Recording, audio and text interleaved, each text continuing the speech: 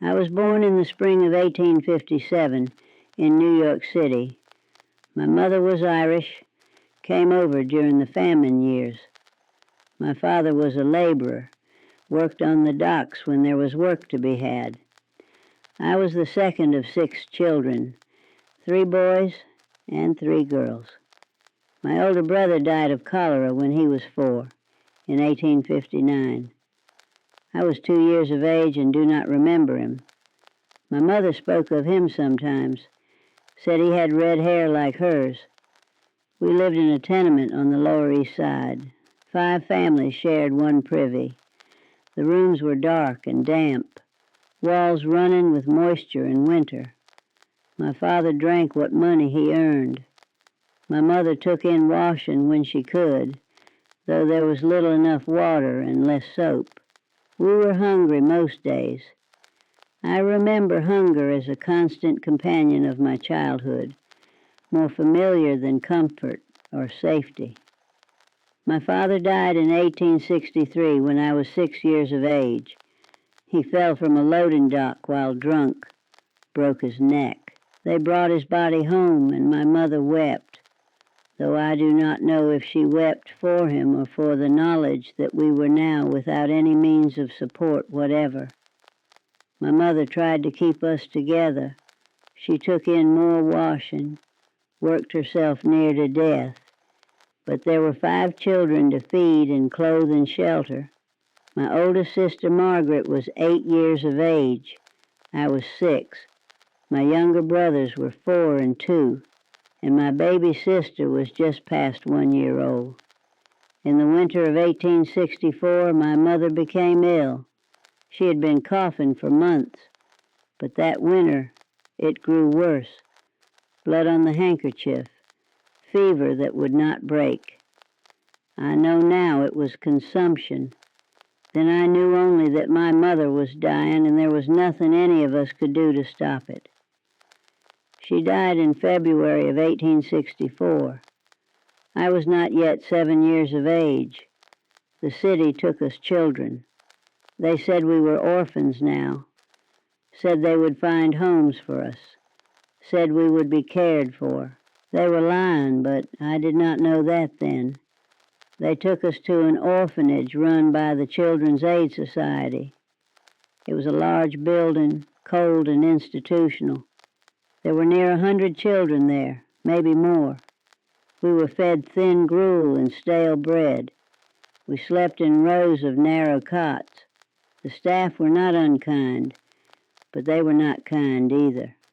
They were simply managing a problem, and we were the problem being managed. I was there for 3 months. Margaret tried to keep us together, tried to mother the younger ones, but the staff separated us. Boys in one dormitory, girls in another. The little ones cried at night. I could hear them through the walls. I learned quickly that crying brought no comfort, only impatience from the staff. I learned to be silent. In May of 1864, they gathered a group of us and told us we were going on a train. They said we were going west to the farming country, where good Christian families wanted children. They said we would have new homes, new parents, food and clothing and kindness. They made it sound like a wonderful opportunity. They made it sound like rescue. There were near 40 of us on that train, children from 5 years old to 15. We were dressed in the best clothing the orphanage had, clean but worn, patched but presentable. They wanted us to look like we were worth taking. They wanted us to look like we would be useful. The journey took 3 days. We stopped in small towns throughout New York, Pennsylvania, Ohio, Indiana, Illinois. At each stop, we were taken to a public building, a church, a town hall, a school. Local families would come to look at us. We were made to stand in a line while they examined us like livestock at a market. They looked at our teeth, felt our arms to judge our strength. asked our ages and whether we were healthy. Some families wanted young children they could raise as their own. Others wanted older children, particularly boys who could work. The prettier girls were taken quickly by families who wanted daughters. The rest of us, plain, ordinary, not particularly appealing, we stood there waiting to be chosen or rejected. I was chosen in Illinois in a town called Mansfield. It was our 5th stop. I was 7 years old. The family that took me was named Brennan, Thomas and Harriet Brennan. They had a farm outside of town, near 200 acres of corn and wheat. They were in their 40s, had no children of their own, though Harriet had been pregnant twice and lost both babies. Thomas Brennan looked me over like I was a mule he was considering purchasing. He asked if I was strong. I said yes, though I had no idea if I was strong or not. He asked if I could work. I said yes. He asked if I was obedient. I said yes. He nodded to his wife. They took me. I never saw any of my siblings again. Margaret had been taken at the first stop in New York. My brothers were taken in Ohio. My baby sister was taken in Indiana. The Children's Aid Society had no system for keeping siblings together, no records of where children were placed. We were scattered across the Midwest like seeds thrown to the wind, and we never found each other again. The Brennan's farm was 10 miles from town. A wooden farmhouse, a barn, fields stretching in all directions. It looked peaceful from the road. It was not peaceful. They put me to work the morning after we arrived. Harriet woke me before dawn, told me my duties. I was to help with the cooking, the cleaning, the washing, the mending, the churning, the gardening, the feeding of the chickens and the pigs. In the fields during planting and harvest, I worked alongside Thomas. I was 7 years old. I had no bedroom of my own. I slept on a pallet in the kitchen, near the stove in winter, on the floor in summer. I had 2 dresses, both second-hand, both too large. I had 1 pair of shoes that I was allowed to wear only to church on Sundays. The rest of the time I went barefoot, even in winter when the floors were so cold they hurt to walk on. I was fed scraps from their table. I ate after they had finished, whatever remained. Sometimes there was bread and butter. Sometimes there was nothing but potato peelings. I was always hungry. I learned to eat quickly, to take what I could get before it was taken away. They called me Girl, not my name. They never used my name, just Girl. Girl, fetch the water. Girl, mend this shirt. Girl, you're too slow. My name was Catherine. I was 7 years old, and they called me Girl as if I had no other identity worth acknowledging. I worked from before dawn until after dark. In summer, that meant 16 hours of labor. My hands blistered, then calloused. My back ached constantly from stooping in the fields and bending over the wash tub. I was always exhausted. I fell asleep over my supper more than once and was struck for my laziness. They beat me when I failed to work fast enough or well enough. Thomas used his belt. Harriet used a wooden spoon or whatever was closest to hand. They never struck my face. That might raise questions at church, but my back and arms and legs were bruised more often than not. I tell these facts plainly because that is how I learned to think of them. To feel the full weight of what was done to me would have broken me, so I learned not to feel. I learned to be numb, to be empty, to be nothing but a body that worked and obeyed and survived. That numbness saved my life, but it cost me something I have never recovered. I attended school one winter when I was 8 years old. The teacher noticed I was behind, offered to give me extra lessons. I was learning to read, slowly and with difficulty, but in the spring, Thomas said I was needed on the farm. I never went back to school. I never learned to read well. To this day, reading is laborious and difficult for me. I can make out words slowly, but books are beyond me. The Brennans took me to church every Sunday. They wanted to appear to be good Christian people providing a home for an orphan. The church people thought they were charitable, thought they were kind. No one asked me if I was well treated. No one asked me anything. I was expected to sit silently beside Harriet, to sing the hymns, to bow my head in prayer, and to be grateful. I was not grateful. I was not anything. I was a hollow thing, working and obeying and surviving with no hope and no future. When I was 12 years old, the Brennans took in another orphan train child, a boy named Peter, aged 10. I think they took him because I was getting older, not as useful for the heavy field work Thomas needed done.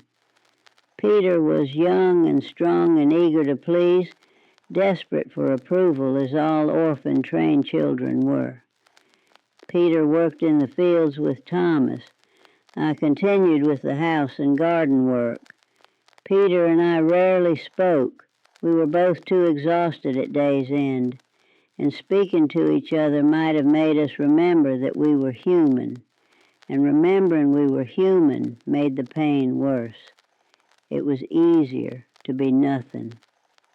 Peter ran away when he was 12, after 2 years with the Brennans. He simply disappeared one morning, took nothing with him but the clothes he wore.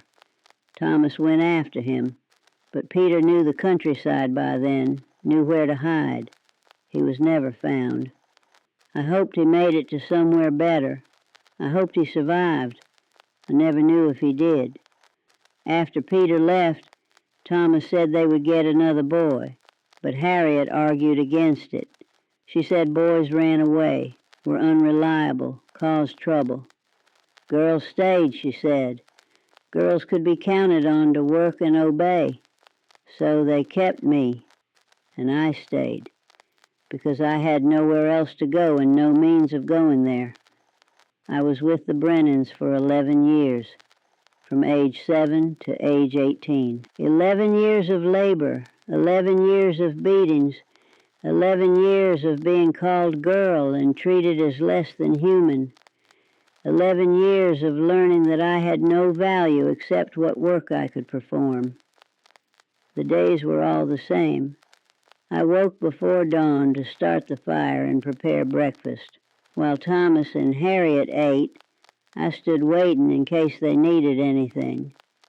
After they finished, I ate what remained, sometimes a crust of bread with butter, sometimes nothing but cold porridge. Then I cleaned the kitchen, washed the dishes, swept the floor, and began the day's work. In summer, that meant working in the garden, feeding the animals, helping with the washing, and working in the fields during planting and harvest. I planted corn and wheat alongside Thomas, my small hands pressing seeds into soil, my back bent for hours at a time. During harvest, I worked from sun up to sundown, cutting wheat with a sickle until my hands bled, loading wagons until I could barely stand. In winter, the work moved indoors but did not lessen. I churned butter until my arms ached. I mended clothing by dim lamplight, squinting at tiny stitches until my eyes burned. I scrubbed floors on my hands and knees, the cold water turning my fingers red and numb. I hauled water from the well, bucket after bucket, the rope cutting into my palms. I emptied chamber pots, cleaned the privy, washed sheets stained with things a child should not have to see. Harriet supervised my work with constant criticism. The bread was not white enough. The butter was not firm enough. The floors were not clean enough. The mending was not neat enough. Nothing I did satisfied her. I learned that praise did not exist, that I worked not to earn approval, but to avoid punishment. The punishments were frequent. If I broke a dish, I was struck with the wooden spoon. If I spilled milk, I went without supper. If I was too slow in the fields, Thomas used his belt. If I showed any emotion, tears, anger, even joy, I was told I was being dramatic and ungrateful and was sent to bed without food. I learned to show nothing. I learned to work with my face blank, my body moving through tasks mechanically, my mind empty of thought or feeling. I became what they wanted me to be, a tool that worked and obeyed and asked for nothing. The nights were the hardest.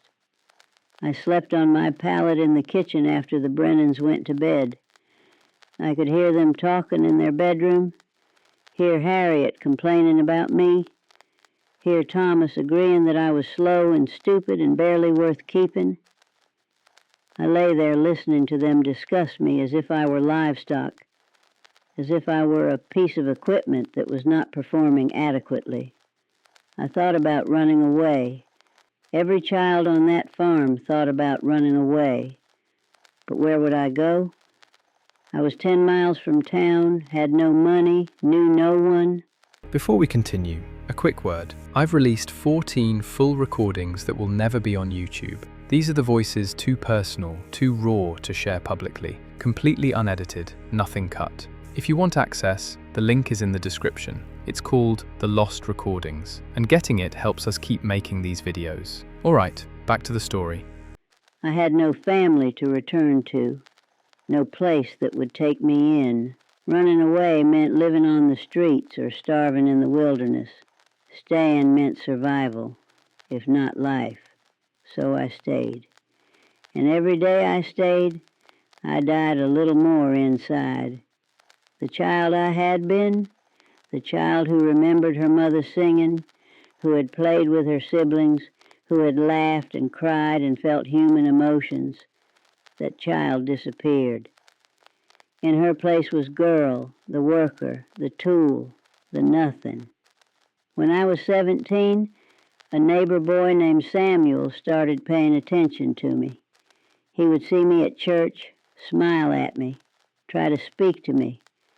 Harriet noticed and forbade me to speak to him.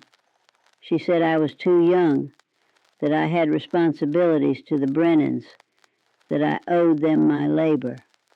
She did not say I owed them for taking me in, but the implication was clear. I was debt that must be paid through service. But Samuel was persistent. He worked on his family's farm down the road. He was 19, had no prospects, but he was kind and he spoke to me as if I were a person rather than a servant.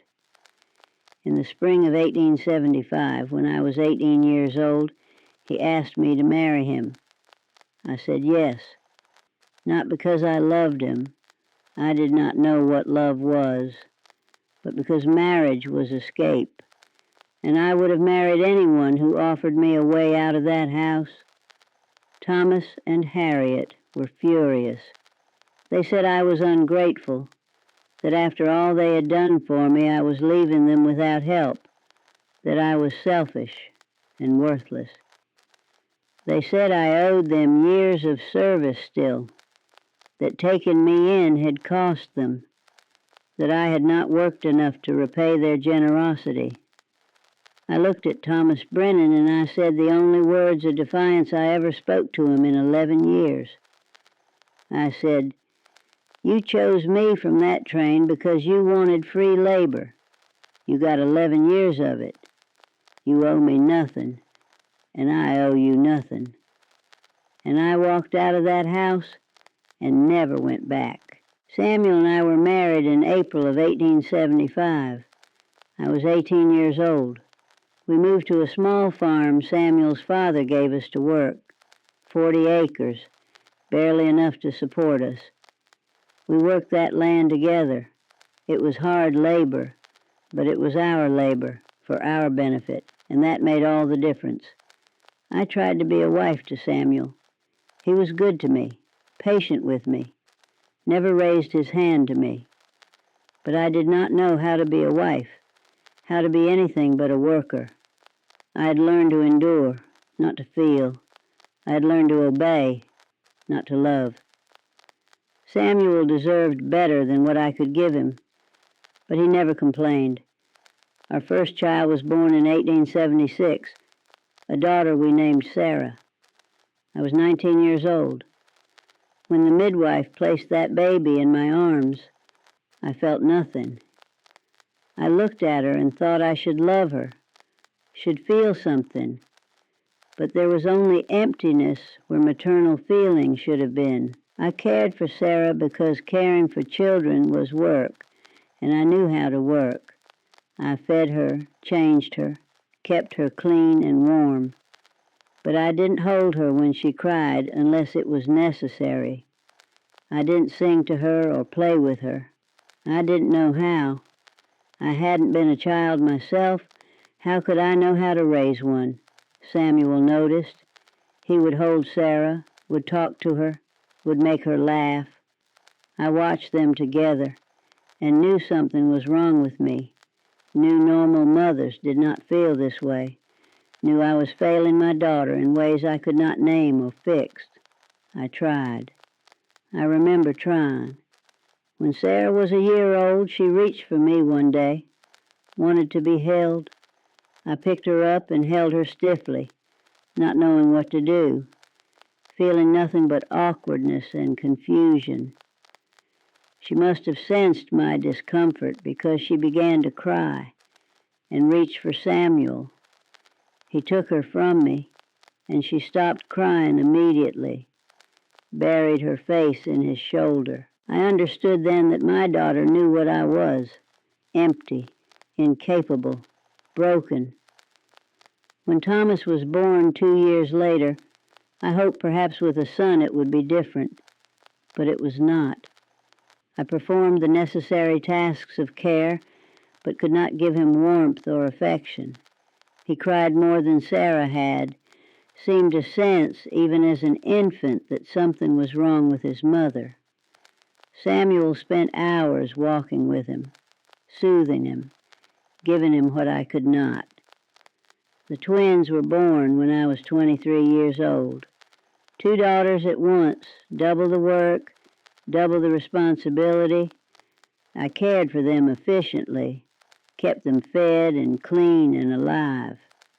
But I could not tell them apart by anything but their clothing. I did not bond with them, did not develop the deep knowing that mothers are supposed to have with their children. There was simply more work, more duties, more tasks on my endless list. As the children grew, they learned to go to their father for comfort, for play, for love. They learned that mother was the one who made them eat their vegetables and wash behind their ears and do their chores. They learned that mother did not smile, did not laugh, did not hug them good night. They learned to expect nothing from me but duty. Sarah once asked me, when she was perhaps 5 years old, why I never held her hand like other mothers held their daughters' hands. I had no answer. I told her to stop asking foolish questions and finish her supper. She never asked again. Thomas once tried to climb into my lap when he was 4, wanting comfort after falling and scraping his knee. I sat rigid, uncomfortable, not knowing what to do with his small body pressed against mine. After a moment, he slid down and went to find Samuel. I felt relief when he left, and then shame at feeling relieved. The twins simply learned from the beginning not to come to me. They had each other, and they had their father. They had no need for a mother who could not mother. I knew I was failing them. I knew they deserved better, but I did not know how to be better. The Brennans had taught me to work, to endure, to survive. They had not taught me to love, to nurture, to connect. I had no model for motherhood except my own mother, and she had been dead since I was 6 years old. Her love was a dim memory, faded and distant, useless as a guide. So my children grew up with a mother who was present but absent, who cared for their bodies but not their hearts, who ensured their survival but not their happiness. They grew up dutiful and responsible and self-sufficient because they had to be. They could not rely on me for emotional support, so they learned not to need it. We had 3 more children, a son named Thomas in 1878, twin daughters, Mary and Alice, in 1880. I cared for them all dutifully, ensured they were fed and clothed and healthy. But I could not give them warmth or affection or love. I had none to give. It had been beaten out of me in those 11 years with the Brennans. Samuel died in 1895. He was 40 years old, died of pneumonia after being caught in a late spring storm while working in the fields. I was 38 years old, left with 4 children to raise and a farm to run alone. I did what I had always done. I worked. I farmed that land, raised those children, survived. The children grew up and left one by one. Sarah married in 1896. Thomas went west in 1900. The twins married in 1903. They all left, and I have not seen them often in the years since. They visit sometimes, bring their children to see me. I sit and watch my grandchildren play and wonder what they think of me. I wonder if their parents have told them about their strange grandmother who does not smile, who does not embrace them, who sits silent and watches but does not engage. Sarah came to visit 2 years ago in 1921. She was 45 years old, had grown children of her own. She sat across from me and asked me why I had never loved her. She asked if she had been a bad child, if she had done something wrong, if I had ever cared for her at all.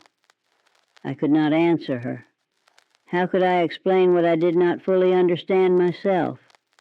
How could I tell her that her grandmother had been sold like livestock at age 7, had been beaten and starved and worked until she was empty of everything human, had learned to survive by feeling nothing because feeling meant pain?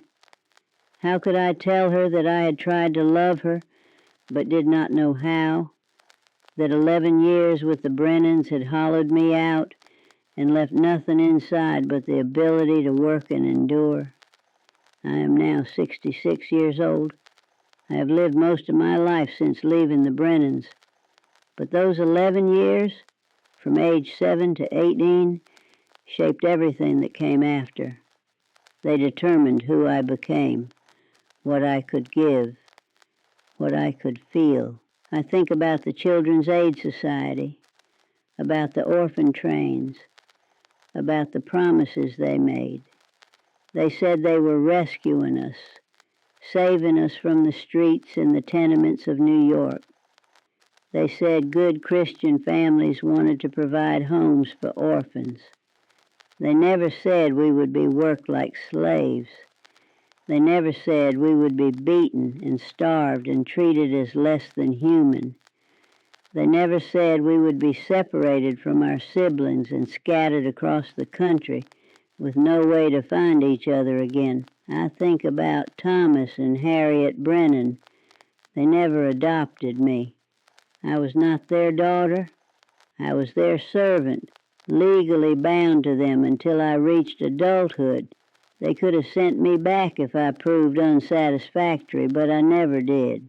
I worked hard enough, endured enough, survived enough to be useful to them. I wonder what happened to my siblings.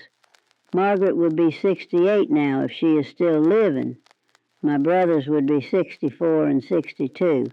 My baby sister would be 60. I have no way of finding them, no way of knowing if they lived or died, if they were treated well or badly, if they survived their placements or broke under the weight of them. I spent 50 years wondering. I placed notices in newspapers when I could afford it, asking for information about Margaret, Patrick, James, and little Anna, my siblings taken from the Orphan Train in 1864. I never received a response. Either they died, or they changed their names, or they simply do not want to be found. I reckon the latter is most likely. Why would anyone want to remember being orphan train children? Why would anyone want to reconnect with that past? I think about Margaret often. She was 8 years old when they took her at the first stop in New York State. She was trying to be mother to the rest of us, trying to keep us together. She held little Anna when Anna cried. She braided my hair on the train. She promised we would find each other again someday. She was 8 years old and making promises she had no power to keep. I wonder if Margaret was taken by a family that wanted a daughter. I wonder if she was loved, if she grew up happy, if she had children of her own who called her mother with warmth in their voices. I hope so. I hope at least one of us found love. I hope at least one of us was not broken the way I was broken. Patrick and James were 4 and 2 when they were taken in Ohio. They were too young to remember much of our life before. They may not even remember they had siblings.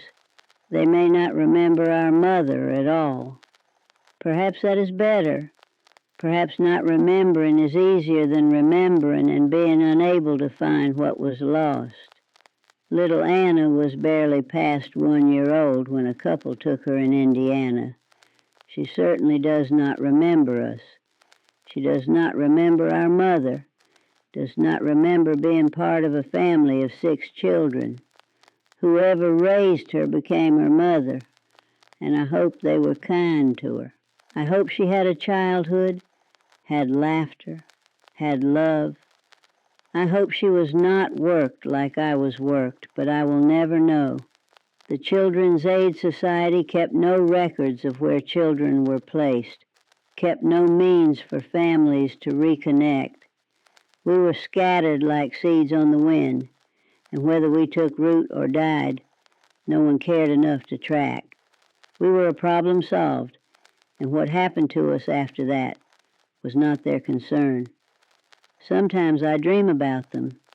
I dream about Margaret grown, with children of her own, living somewhere in New York or Pennsylvania. I dream about my brothers working farms in Ohio, strong and capable, having survived their placements. I dream about Anna, beautiful and happy, unaware she had siblings who think of her still. In my dreams, we are all alive, all survived, all made lives for ourselves despite what was done to us. But dreams are not truth. The truth is, I do not know if any of them lived past childhood. Many orphan train children did not. They died of disease, of accidents, of overwork, of abuse. They died and were buried in unmarked graves on farms far from anyone who knew their names or cared that they had lived. I think about trying harder to find them, about hiring investigators or placing more notices. But I am 66 years old and exhausted. I've spent 50 years searching. If they wanted to find me, they could have placed notices of their own. Perhaps they did, and I never saw them. Perhaps they did not. Perhaps I am the only one who still cares, still wonders, still mourns the family that was torn apart in 1864. I think about the system that took poor children from the city and distributed them to farmers who wanted free labor. The Children's Aid Society said they were providing opportunities, they were providing workers. Some families treated the children well, I am sure. Some families provided real homes, real love, real belonging, but many did not. Many took children for the same reason the Brennans took me, because children could work, and orphan children cost nothing but their keep. I wonder how many of us there were. The orphan trains ran from 1854 to 1929. Thousands of children, perhaps tens of thousands, scattered across the Midwest and West. How many were treated as I was treated? How many grew up learning that they had value only as workers, that love was a lie, that family meant obligation and labor rather than warmth and belonging? I wonder how many of them, like me, survived, but could not truly live. How many of them, like me, married and had children and went through the motions of normal life while feeling nothing inside but emptiness and exhaustion? How many of them, like me, failed their own children because they had been so thoroughly broken that they could not give what they had never received? I am 66 years old. I live alone now on a small house in town, no longer able to work the farm. My children send money when they can. They are dutiful, if not warm. I have taught them duty, if not love. That is my legacy: duty without warmth, survival without joy, endurance without hope. I think every day about the life I might have lived if my father had not died, if my mother had not died, if the city had not taken us children and put us on that train. Perhaps I would have grown up poor in New York, but at least I would have grown up with my siblings. Perhaps I would have learned to read, would have had friends, would have known what it meant to be a child playing rather than a child working. But those are idle thoughts. What happened, happened. I was on that train. I was chosen by the Brennans. I spent 11 years learning to be nothing but a worker, and that lesson stayed with me for the rest of my life. People speak of the orphan trains now as if they were a grand charitable enterprise, as if the Children's Aid Society was saving children from terrible fates. Perhaps some children were saved, but many of us were simply moved from one kind of poverty and suffering to another. We were taken from cities where we were poor and unwanted and placed on farms where we were poor and exploited. The difference was that in the city, we had each other. On the farms, we had no one. We were alone, isolated, with no one to witness our treatment, no one to report abuse, no one to care if we lived or died as long as we worked. I survived. That is my accomplishment, my victory, my triumph. I survived 11 years with the Brennans. I survived without my siblings. I survived without learning to read or write properly. I survived marriage and childbirth and raising children while feeling nothing inside but duty. I survived losing my husband and living alone. I survived 6 decades of carrying the weight of those 11 years with me every day. But survival is not the same as living, and I have never truly lived. I have existed, endured, persisted. But I have never felt joy, never felt peace, never felt that I belonged anywhere or was wanted for myself rather than for my labor. I think about what living might have meant. I think about mothers who hold their babies and feel overwhelming love. I think about wives who grieve their husbands with tears and anguish. I think about grandmothers who spoil their grandchildren and delight in their company. I think about women who have friends, who laugh with other women over tea, who share confidences and joys and sorrows. I have had none of that. I have been a shadow of a person, going through the motions of life without experience in it. I have been present at births and deaths and weddings and holidays, but always as an outsider, watching but not participating, performing but not feeling. The Brennans did not just steal 11 years of my childhood, they stole my entire life. They stole my ability to be human, to connect, to feel. They stole something from me that I can never recover, never replace, never heal, and they did it legally, with the blessing of the Children's Aid Society and the approval of society. That is what makes me angry even now. Not just that it happened to me, but that it was allowed to happen, was encouraged to happen, was praised as charity. The Children's Aid Society told the Brennans they were doing good work by taking me in. The church congratulated them on their Christian charity. The neighbors admired their willingness to provide a home for an orphan. No one asked if I was being fed enough. No one asked if I was being educated. No one asked if I was being beaten. No one asked anything because I was property, legally bound to the Brennans until I reached adulthood. What they did with me was their business, not society's concern. I think about how many others there were like me. The orphan trains ran for 75 years, 250,000 children. How many were loved and cherished? How many were worked and beaten and broken? How many survived but never lived? I think about the Children's Aid Society's records. They kept meticulous records of how many children they sent west, which trains they sent them on, which stops they made. But they did not keep records of where individual children were placed, who took them, what happened to them. We were cargo successfully delivered. What became of the cargo after delivery was not their concern. I think about Charles Loring Brace, who founded the Children's Aid Society, who believed he was saving children from the streets. Perhaps he believed that. Perhaps he genuinely thought sending children west to work on farms was better than leaving them in city tenements. Perhaps he was right, for some children.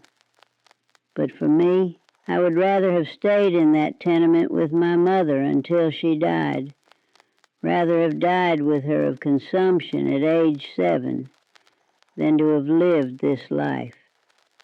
At least I would have died knowing I was loved, knowing I was someone's daughter, knowing I had a name and an identity beyond girl and worker. Instead, I lived. I survived. And I've spent 59 years wishing I had not. That is not something people want to hear. People want survival stories to be triumphant. They want to hear that I overcame my circumstances, that I thrived despite adversity, that I made something beautiful out of tragedy. But my story is not that kind of story. My story is that I was broken and stayed broken, that I survived, but at such cost that survival hardly seems worth celebrating, that the Brennans did not murder me, but they killed me nonetheless, killed everything that made me human, and left me to walk through 6 decades as a corpse that had forgotten how to die. That is what the Brennans took from me, not just 11 years of my childhood, though they took that. Not just my education, though they took that too. They took my ability to feel, to trust, to love, to be fully human. They broke something in me that never healed, that could not heal, that I carried like an open wound for the rest of my life. I look at my hands now, old and twisted with arthritis, and I see the hands that worked from age 7 until I could no longer work. I look at my face in the mirror, lined and hard, and I see the face that learned to show nothing, to feel nothing, to be nothing but obedient and useful. I think about the child I was before my parents died, before the orphanage, before the train. I have only the faintest memories of that child. I remember my mother singing sometimes when she was not too tired. I remember my father laughing once before the drinking took him. I remember playing with Margaret, both of us pretending we were fine ladies with fine dresses. Those memories are dim and distant, like they belong to someone else. That child died on the orphan train, or shortly after. She was replaced by a girl, by a worker, by a thing that existed only to serve. And that is who I have been for 59 years. I am told I should be grateful. I am told the Brennans gave me a home when I had none, fed me when I would have starved, clothed me when I was naked. I am told I should thank God I was not left on the streets of New York to die of disease or starvation. I'm not grateful. I cannot be grateful for 11 years of slavery in all but name, 11 years of learning that I was worthless except as a worker, 11 years of beatings and hunger and cold and loneliness. I cannot be grateful for the loss of my siblings, the loss of my childhood, the loss of my ability to feel human connection. If I had been left on the streets of New York, I might have died young, but at least I would have died as Catherine, as my mother's daughter, as my sibling's sister. I would have died as a person with a name and an identity. Instead, I lived as girl, as worker, as nothing. And I have been nothing ever since. People do not understand when I speak of this. They say the past is past, that I should let it go, that holding on to old grievances helps nothing. They do not understand that I am not holding on to it. It is holding on to me. It shaped me, formed me, made me what I am. I cannot let it go any more than I can let go of my own bones. I think sometimes about Thomas and Harriet Brennan. They would be in their 90s now if they are even alive. I have not heard of them in decades, have not returned to that part of Illinois, have not sought to know what became of them. I hope they are dead. I hope they died badly. I hope they suffered. These are not Christian thoughts, but I have never felt particularly Christian, despite all those years of sitting in their pew pretending to pray. I think about forgiveness, about whether I should forgive them for what they did to me. People say forgiveness would free me, would allow me to move on, would give me peace. But I don't want to forgive them. They don't deserve forgiveness. They took a 7-year-old child and worked her like an animal for 11 years. They beat her, starved her, denied her education, denied her humanity. Forgiving them would be saying that what they did was acceptable, forgivable, understandable. It was none of those things. I am 66 years old. I will not live much longer. My health is failing. My body worn out from 60 years of hard labor. When I die, I suppose my children will come to bury me. They will be dutiful about it. They will say prayers over my grave and mark it with a simple stone. They will go home to their families and get on with their lives, relieved perhaps that the cold, difficult old woman is gone. I wonder if they will understand, eventually, why I was the way I was. I wonder if Sarah will realize that her question, why I never loved her, has an answer that is both simple and terrible. I could not love her because love was beaten out of me before I even understood what it was. I could not give her what I had never received. What I had been taught did not exist. I wonder what would have happened if the Children's Aid Society had kept better records, had made some effort to keep siblings together, had supervised the placements to ensure children were treated well. I wonder what would have happened if someone had checked on me during those 11 years, had asked if I was well, had noticed the bruises or the hunger or the absence of schooling. But no one checked. The orphan train children were sent west and forgotten. The Children's Aid Society considered their job done once we were placed. What happened to us after that was someone else's problem, or more accurately, no one's problem. I reckon I am one of thousands with similar stories, not all exactly like mine, some worse, some better, but all carrying the weight of being orphan train children, of being chosen like livestock, of being worked and used and broken in ways large and small. We're scattered now, old and dying, taking our stories with us. No one will remember what it was like, what was done to us, what we lost.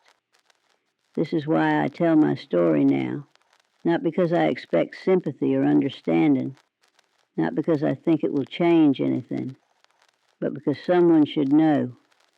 Someone should understand what the orphan trains were for children like me. They were not rescue. They were not charity. They were a system of free labor, and we were the labor force, bought and sold and used up and discarded. I was 7 years old when I was put on that train. I'm 66 years old now. Those 11 years with the Brennans determined the shape of the next 50 years. They made me incapable of being a good wife, a good mother, a good grandmother. They made me incapable of feeling joy or love or connection. They made me capable only of work and endurance and survival. That is not enough for a life, but it is what I have had.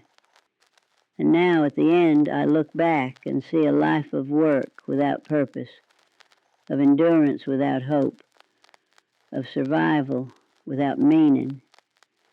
I see a woman who was broken at age 7 and never healed.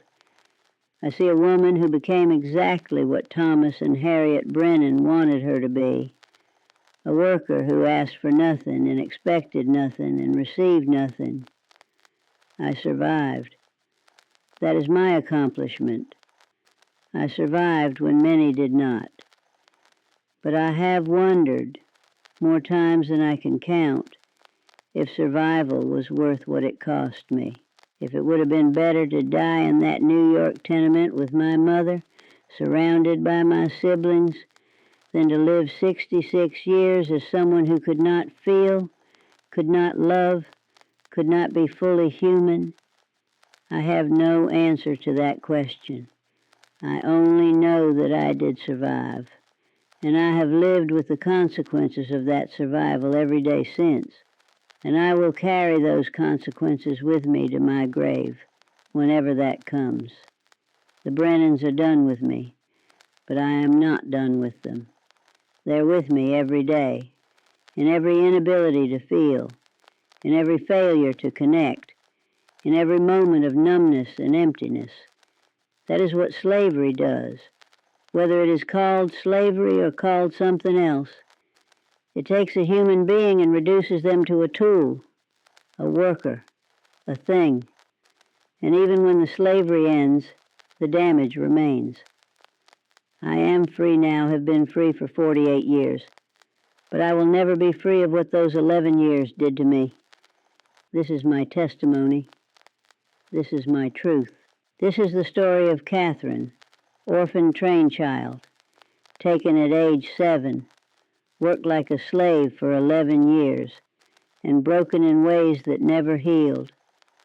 I tell it not for pity, but for truth, so that someone knows what was done, and to how many, and at what cost.